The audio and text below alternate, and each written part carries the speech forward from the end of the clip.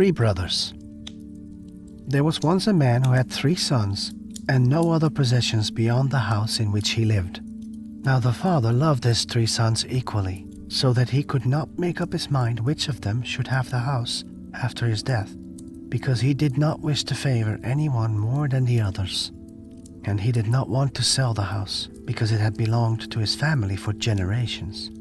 Otherwise, he could have divided the money equally amongst them. At last an idea struck him, and he said to his sons, "You must all go out into the world and look about you, and each learn a trade, and then, when you return, whoever can produce the best masterpiece shall have the house." The sons were quite satisfied. The eldest wished to be a blacksmith, the second a barber, and the third a fencing master. They appointed a time when they were to return home, and then they all set out. It so happened that each found a good master, where he learned all that was necessary for his trade in the best possible way. The blacksmith had to shoe the king's horses, and thought to himself, "Without doubt the house will be yours." The barber shaved the best men in the kingdom, and he too made sure that the house would be his. The fencing master received many a blow, but he set his teeth and would not allow himself to be troubled by them, for he thought to himself, "If you are afraid of a blow, you will never get the house." When the appointed time had come, the 3 brothers met once more, and they sat down and discussed the best opportunity for showing off their skill. Just then, a hare came running across the field toward them. "Look," said the barber, "here comes something in the nick of time," seized basin and soap, made a lather whilst the hare was approaching, and then, as it ran at full tilt, shaved its mustaches, without cutting it or injuring a single hair in its body. "I like that very much indeed," said the father. "Unless the others exert themselves to the utmost, the house will be yours." Soon after, they saw a man driving a carriage furiously towards them. "Now, father, you shall see what I can do," said the blacksmith, and he sprang after the carriage, tore off the shoes of the horse as it was going at the top of his speed, and shot it with 4 new ones without checking its pace. "You are a clever fellow," said the father, "and know your trade as well as your brother. I really don't know to which of you I shall give the house." Then the 3rd son said, "Father, let me also show you something." And as it was beginning to rain, he drew his sword and swung it in crosscuts above his head, so that not a drop fell on him. And the rain fell heavier and heavier, till at last it was coming down like a waterspout. But he swung his sword faster and faster, and kept as dry as if he were under cover. When the father saw this, he was astonished, and said, "You have produced the greatest masterpiece. The house is yours." Both other brothers were quite satisfied and praised him too. And as they were so fond of each other, they all 3 remained at home and plied their trades. And as they were so experienced and skillful, they earned a great deal of money, so they lived happily together till they were quite old. And when one was taken ill and died, the 2 others were so deeply grieved that they were also taken ill and died too. And so, because they had all been so clever and so fond of each other, they were all laid in one grave.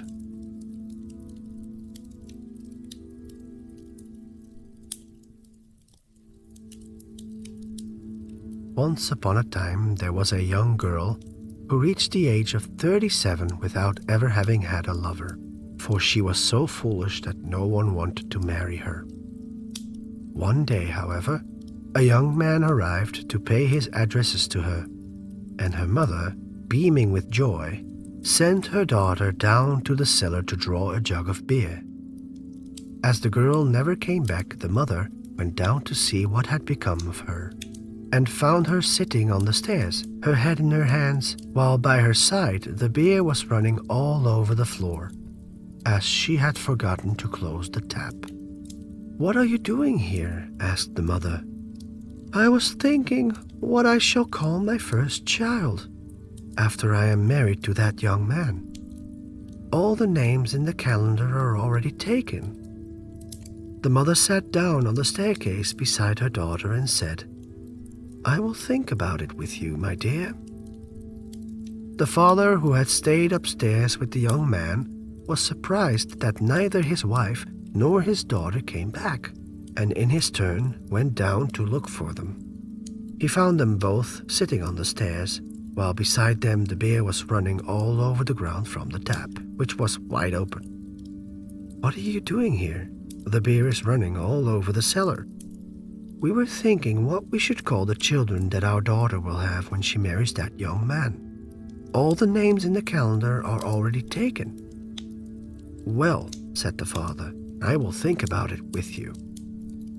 As neither mother nor daughter nor father came upstairs again, the lover grew impatient and went down into the cellar to see what they could all be doing.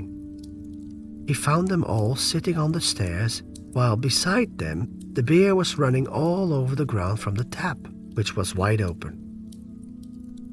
"What in the world are you all doing that you don't come upstairs and that you let the beer run all over the cellar?"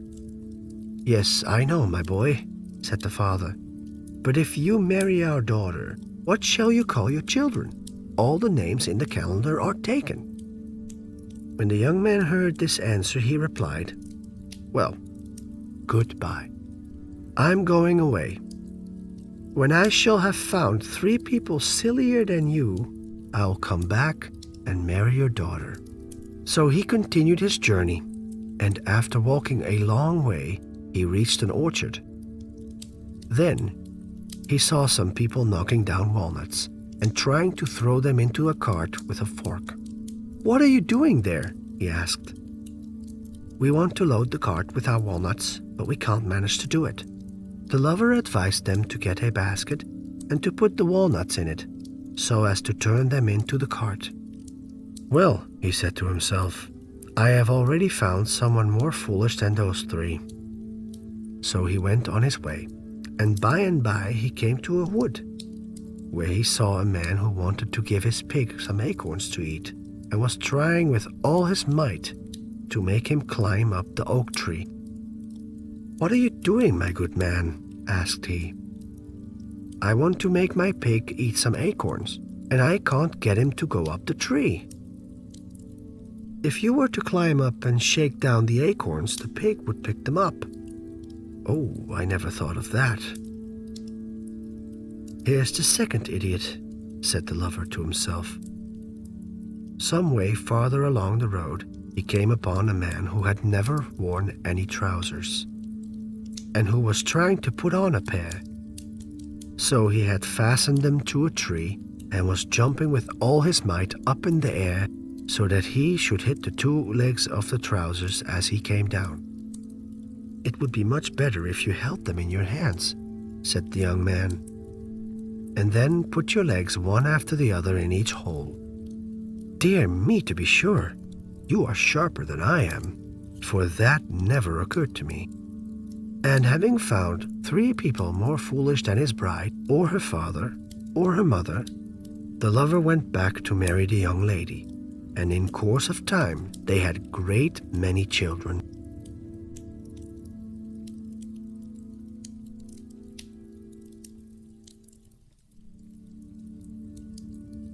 The Goat's Ears of the Emperor Trojan.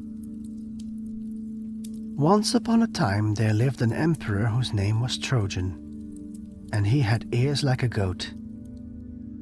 Every morning, when he was shaved, he asked if the man saw anything odd about him. And as each fresh barber always replied that the emperor had goat's ears, he was at once ordered to be put to death. Now, after this state of things had lasted a good while, there was hardly a barber left in the town that could shave the emperor. And it came to be the turn of the master of the company of barbers to go up to the palace. But unluckily, at the very moment that he should have set out, the master fell suddenly ill and told one of his apprentices that he must go in his stead. When the youth was taken to the emperor's bedroom, he was asked why he had come and not his master. The young man replied that the master was ill, and there was no one but himself who could be trusted with the honor. The emperor was satisfied with the answer and sat down, and let a sheet of fine linen be put around him. Directly the young barber began his work. He, like the rest, remarked the goat's ears of the emperor. But when he had finished, and the emperor asked his usual question as to whether the youth had noticed anything odd about him, the young man replied calmly, "No, nothing at all." This pleased the emperor so much that he gave him 12 ducats and said, "Henceforth you shall come every day to shave me." So when the apprentice returned home and the master inquired how he had got on with the emperor, the young man answered, "Oh, very well, and he says I am to shave him every day, and he has given me these 12 ducats." But he said nothing about the goat's ears of the emperor. From this time, the apprentice went regularly up to the palace, receiving each morning 12 ducats in payment. But after a while, his secret, which he had carefully kept, burnt within him, and he longed to tell it to somebody. His master saw there was something on his mind and asked what it was. The youth replied that he had been tormenting himself for some months and should never feel easy until someone shared his secret. "Well, trust me," said the master. "I will keep it to myself. Or, if you do not like to do that, confess it to your pastor, or go into some field outside the town and dig a hole. And after you have dug it, kneel down and whisper your secret 3 times into the hole. Then put back the earth and come away." The apprentice thought this seemed the best plan, and that very afternoon went to a meadow outside the town, dug a deep hole, then knelt and whispered to it 3 times over, "The Emperor Trojan has goat's ears." And as he said so, a great burden seemed to roll off him, and he shoveled the earth carefully back and ran lightly home. Weeks passed away, and there sprang up in the hole an elder tree, which had 3 stems, all as straight as poplars. Some shepherds, tending their flocks nearby, noticed the tree growing there, and one of them cut down a stem to make flutes of. But directly he began to play, the flute would do nothing but sing, "The Emperor Trojan has goat's ears." Of course, it was not long before the whole town knew of this wonderful flute and what it said. And at last, the news reached the emperor in his palace. He instantly sent for the apprentice and said to him, "What have you been saying about me to all my people?" The culprit tried to defend himself by saying that he had never told anyone what he had noticed.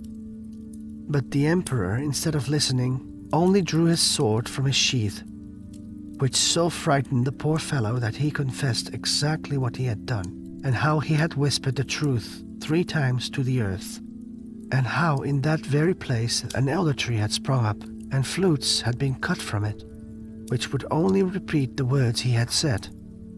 Then the emperor commanded his coach to be made ready, and he took the youth with him, and they drove to the spot, for he wished to see for himself whether the young man's confession was true.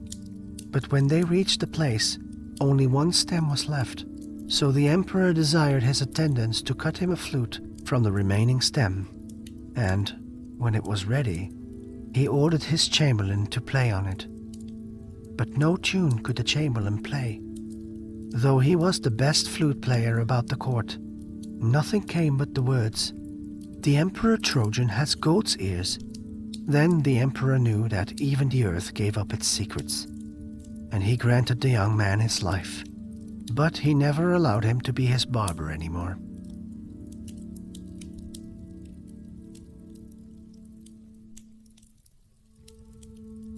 The Crow. Once upon a time there were 3 princesses who were all 3 young and beautiful. But the youngest, although she was not fairer than the other 2, was the most lovable of them all. About half a mile from the palace in which they lived, there stood a castle, which was uninhabited and almost a ruin. But the garden which surrounded it was a mass of blooming flowers, and in this garden the youngest princess used often to walk. One day, when she was pacing to and fro under the lime trees, a black crow hopped out of a rose bush in front of her. The poor beast was all torn and bleeding, and the kind little princess was quite unhappy about it. When the crow saw this, it turned to her and said, "I'm not really a crow, but an enchanted prince who has been doomed to spend his youth in misery. If you only liked, princess, you could save me. But you would have to say goodbye to all your own people and come and be my constant companion in this ruined castle. There is one habitable room in it, in which there is a golden bed. There you will have to live all by yourself. And don't forget that whatever you may see or hear in the night, you must not scream out. For if you give as much as a single cry, my suffering will be doubled." The good-natured princess at once left her home and her family, and hurried to the ruined castle, and took possession of the room with the golden bed. When night approached, she lay down, but though she shut her eyes tight, sleep would not come. At midnight she heard, to her great horror, someone coming along the passage, and in a minute her door was flung wide open, and a troop of strange beings entered the room. They at once proceeded to light a fire in the huge fireplace. Then they placed a great cauldron of boiling water on it. When they had done this, they approached the bed on which the trembling girl lay, and screaming and yelling all the time, they dragged her towards the cauldron. She nearly died with fright, but she never uttered a sound. Then of a sudden, the cock crew, and all the evil spirits vanished. At the same moment the crow appeared, and it hopped all around the room with joy. It thanked the princess most heartily for her goodness, and said that its suffering had already been greatly lessened. Now, one of the princess's elder sisters, who was very inquisitive, had found out about everything, and went to pay her youngest sister a visit in the ruined castle. She implored her so urgently to let her spend the night with her in the golden bed, that at last the good-natured little princess consented. But at midnight, when the odd folk appeared, the eldest sister screamed with terror. And from this time on, the youngest princess insisted always on keeping watch alone. So she lived in solitude all the daytime, and at night she would have been frightened had she not been so brave. But every day the crow came and thanked her for her endurance, and assured her that his suffering were far less than they had been. And so 2 years passed away, when one day the crow came to the princess and said, "In another year I shall be freed from the spell I am under at present, because then the 7 years will be over. But before I can assume my natural form and take possession of the belongings of my forefathers, you must go into the world and take service as a maidservant." The young princess consented at once, and for a whole year she served as a maid. But in spite of her youth and beauty, she was very badly treated, and suffered many things. One evening, when she was spinning flax, and had worked her little white hands weary, she heard a rustling beside her, and a cry of joy. Then she saw a handsome youth standing beside her, who knelt down at her feet and kissed the little weary white hands. "I am the prince," he said, "who you in your goodness, when I was wandering about in the shape of a black crow, freed from the most awful torments. Come now to my castle with me, and let us live there happily together."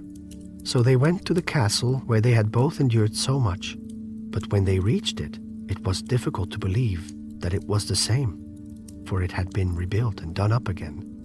And there they lived for 100 years, 100 years of joy and happiness.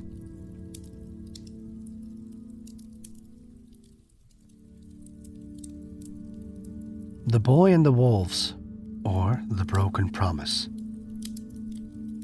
Once upon a time, an Indian hunter built himself a house in the middle of a great forest, far away from all his tribe, for his heart was gentle and kind, and he was wary of the treachery and cruel deeds of those who had been his friends.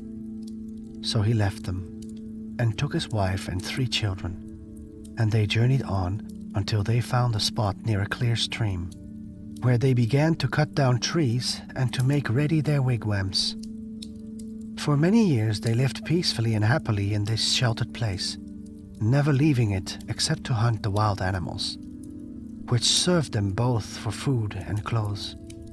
At last, however, the strong man felt sick, and before long he knew he must die. So he gathered his family around him and said his last words to them. You, my wife, the companion of my days, will follow me ere many moons have waned to the island of the blessed. But you, O my children, whose lives are but newly begun, the wickedness, unkindness, and ingratitude from which I fled are before you. Yet I shall go hence in peace, my children, if you will promise me always to love each other and never to forsake your youngest brother. Never, they replied, holding out their hands, and the hunter died content. Scarcely 8 moons had passed when, just as he had said, the wife went forth and followed her husband. But before leaving her children, she bade the 2 elder ones think of their promise never to forsake the younger, for he was a child and weak. And while the snow lay thick upon the ground, they tended him and cherished him. But when the earth showed green again, the heart of the young man stirred within him, and he longed to see the wigwams of the village where his father's youth was spent. Therefore he opened all his heart to his sister, who answered, My brother, I understand your longing for your fellow men, whom here we cannot see. But remember our father's words. Shall we not seek our own pleasures and forget the little one? But he would not listen, making no reply. He took his bow and arrow and left the hut. The snows fell and melted, yet he never returned, and at last the heart of the girl grew cold and hard, and her little boy became a burden in her eyes, till one day she spoke thus to him. See, there is food for many days to come. Stay here within the shelter of the hut. I go to seek our brother, and when I have found him, I shall return hither. But when, after hard journeying, she reached the village where her brother dwelt, and saw that he had a wife and was happy, and when she too was sought by a young brave, then she also forgot the boy, alone in the forest, and thought only of her husband. Now, as soon as the little boy had eaten all the food which his sister had left him, he went out into the woods and gathered berries and dug up roots. And while the sun shone, he was contented and had his fill. But when the snows began and the wind howled, then his stomach felt empty and his limbs cold, and he hid in the trees all the night, and only crept out to eat what the wolves had left behind. And by, having no other friends, he sought their company, and sat by while they devoured their prey, and they grew to know him and gave him food. And without them he would have died in the snow. But at last the snows melted, and the ice upon the great lake, and as the wolves went down to the shore, the boy went after them. And it happened one day that his big brother was fishing in his canoe near the shore, and he heard the voice of a child singing in the Indian tone, my brother, I am becoming a wolf. I am becoming a wolf." And when he had so sung, he howled as wolves howl. Then the heart of the elder sunk, and he hastened toward him, crying, "Brother, little brother, come to me." But he, being half a wolf, only continued his song. And the louder the elder called him, "Brother, little brother, come to me," the swifter he fled after his brothers the wolves. And the heavier grew his skin, till, with a long howl, he vanished into the depth of the forest. So, with shame and anguish in his soul, the eldest brother went back to his village and, with his sister, mourned the little boy and the broken promise till the end of his life.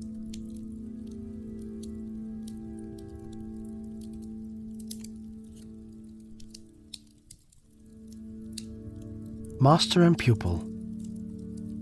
There was once a man who had a son who was very clever at reading. and took great delight in it. He went out into the world to seek service somewhere. And as he was walking between some mounds, he met a man, who asked him where he was going. "I am going about to seek for service," said the boy. "Will you serve me?" asked the man. "Oh yes, just as readily you as anyone else," said the boy. "But can you read?" asked the man. "As well as the priest," said the boy. "Then I can't have you," said the man. "In fact, I was just wanting a boy who couldn't read. His only work would be to dust my old books." The man then went on his way and left the boy looking after him. "It was a pity I didn't get that place," thought he. "That was just the very thing for me." Making up his mind to get the situation if possible, he hid himself behind one of the mounds and turned his jacket outside in, so that the man would not know him again so easily. Then he ran along behind the mounds and met the man at the other end. "Where are you going, my little boy?" said the man, who did not notice that it was the same one he had met before. "I am going about seeking for service," said the boy. "Will you serve me?" asked the man. "Oh yes, just as readily you as anyone else," said the boy. "But can you read?" said the man. "No, I don't know a single letter," said the boy. The man then took him into his service, and all the work he had to do was to dust his master's books. But as he did this, he had plenty of time to read them as well, and he read away at them until at last he was just as wise as his master, who was a great wizard and could perform all kinds of magic. Among other feats, he could change himself into the shape of any animal or any other thing that he pleased. When he had learned all this, he did not think it worthwhile staying there any longer, so he ran away home to his parents again. Soon after this, there was a market in the next village, and the boy told his mother that he had learned how to change himself into the shape of any animal he chose. "Now," said he, "I shall change myself to a horse, and father can take me to the market and sell me. I shall come home again all right." His mother was frightened at the idea, but the boy told her that she need not be alarmed. All would be well. So he changed himself into a horse. Such a fine horse, too, that his father got a high price for it at the market. But after the bargain was made and the money paid, the boy changed again to his own shape when no one was looking and went home. The story spread all over the country about the fine horse that had been sold and then had disappeared. And at last the news came to the ears of the wizard. "Aha! This is that boy of mine who befooled me and ran away. But I shall have him yet." The next time that there was a market, the boy again changed himself to a horse and was taken thither by his father. The horse soon found a purchaser, and while the two were inside drinking the luck penny, the wizard came along and saw the horse. He knew at once that it was not an ordinary one, so he also went inside and offered the purchaser far more than he had paid for it, so the latter sold it to him. The first thing the wizard now did was to lead the horse away to a smith to get a red-hot nail driven into its mouth, because after that it would not change its shape again. When the horse saw this, it changed itself to a dove and flew up into the air. The wizard at once changed himself into a hawk and flew up after it. The dove now turned into a gold ring and fell into a girl's lap. The hawk now turned into a man and offered the girl a great sum of money for the gold ring. But she would not part with it, seeing that it had fallen down to her, as it were, from heaven. However, the wizard kept on offering her more and more for it, until at last the gold ring grew frightened and changed itself into a grain of barley, which fell on the ground. The man then turned into a hen and began to search for the grain of barley. But this again changed itself to a polecat and took off the hen's head with a single snap. The wizard was now dead. The polecat put on human shape, and the youth afterwards married the girl, and from that time forward let all his magic arts alone.